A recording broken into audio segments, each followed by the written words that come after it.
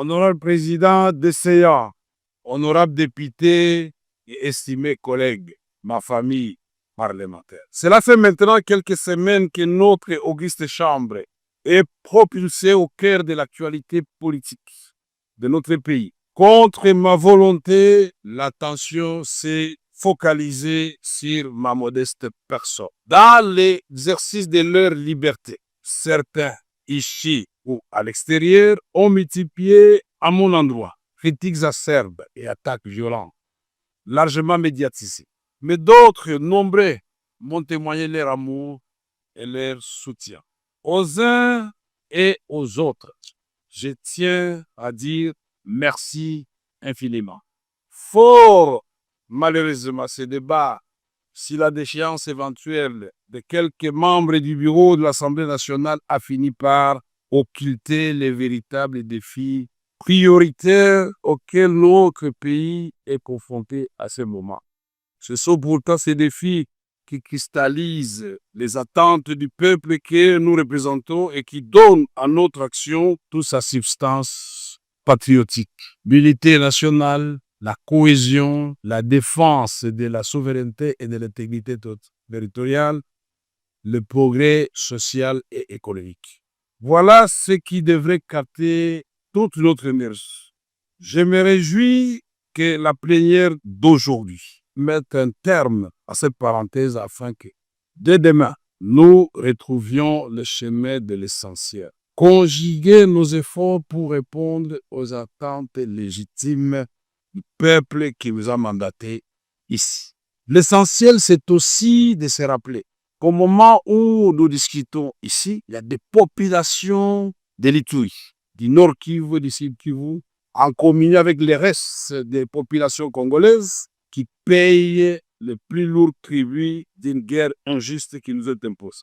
L'essentiel, c'est encore de garder à l'esprit qu'il nous reste de nombreuses batailles à mener et de nombreux défis à relever, au premier rang desquels le chômage et la pauvreté. L'essentiel, enfin, c'est d'être capable de sacrifier une part de nos intérêts présents au nom de la construction radieuse d'un avenir collectif. Honorable député, estimés collègues, à travers une pétition qui m'a été notifiée par voie d'huissier, un groupe de collègues a mis en cause ma responsabilité en qualité de président de l'Assemblée nationale, de notre auguste chambre. Une lecture minutieuse de cette initiative montre que l'essentiel des préoccupations soulevées par mes collègues pétitionnaires porte sur le traitement réservé aux honorables députés et la gouvernance de l'Assemblée nationale. Au nom du principe de redevabilité auquel je suis profondément attaché et qui constitue un fondement de toute société démocratique, je me suis soumis à cette procédure mise en place, comme l'a si bien dit mon petit frère et ami Peter Kazadi, président de la commission. Je me suis donc soumis à cet exercice et j'ai répondu à chacune des préoccupations des pétitionnaires. 19 septembre 2025 devant la commission spéciale et temporaire instituée à cet effet.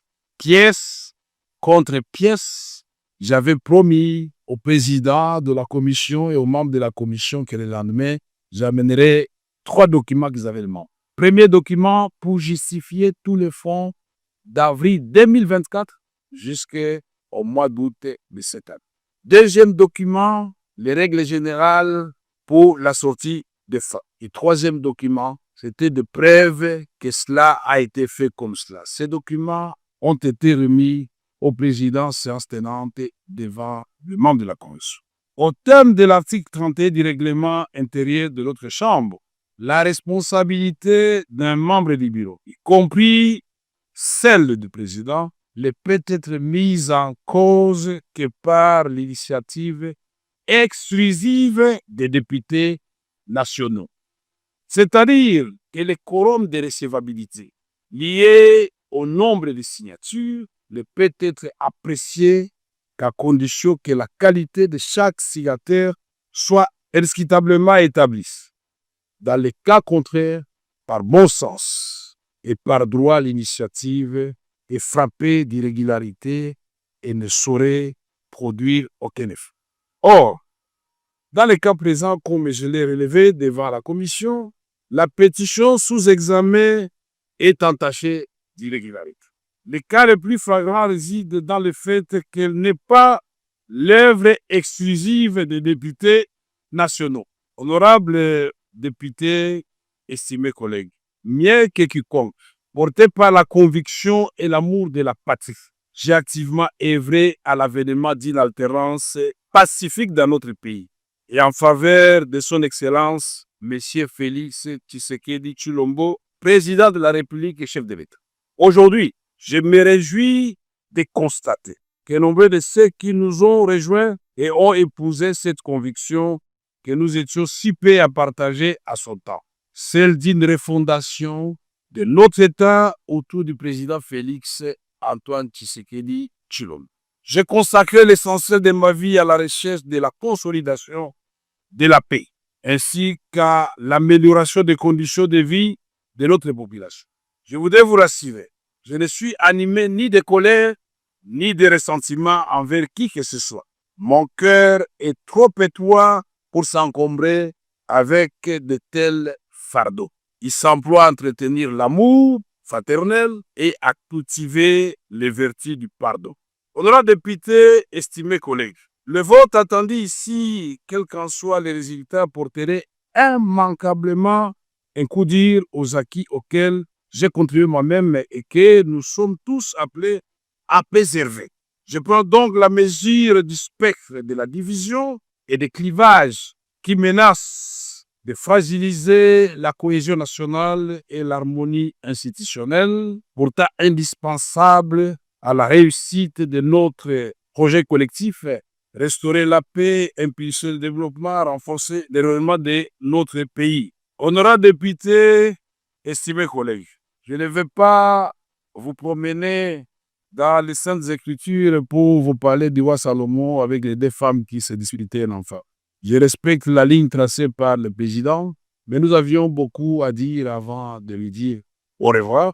Honorables députés, estimés collègues, à vous, j'estime mon amour fraternel et ma gratitude sincère pour le moment partagé au service de notre beau pays. À toutes celles et ceux qui m'ont apporté un soutien spontané dans cette épreuve, je dis merci. Aucun mot n'est assez fort pour exprimer ma reconnaissance. Sachez que vous pouvez toujours compter sur moi. Je vais également m'adresser à nos collègues pétitionnaires. Merci à vous. Merci car au-delà de l'épreuve, il y a l'apprentissage. Chers frères et sœurs, ce qui nous unit est infiniment plus fort que ce qui nous divise. À votre démarche démocratique, j'ai apporté des réponses précises devant la commission spéciale et temporaire. Je n'ai aucun doute que notre lanterne à nous tous a été éclairée.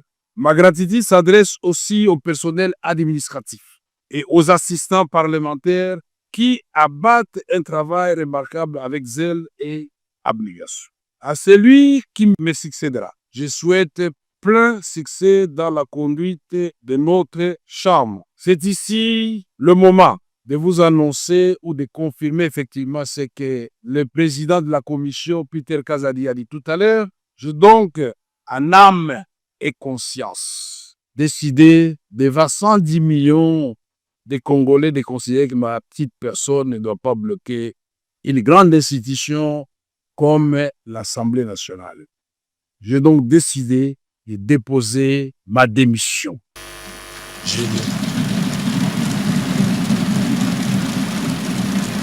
Que l'Éternel, Dieu des armées, miséricordieux, accorde la sagesse, la force nécessaire à celui qui va me succéder. Pour relever ces grands défis, je vous invite, vous tous, à lui apporter tout votre soutien.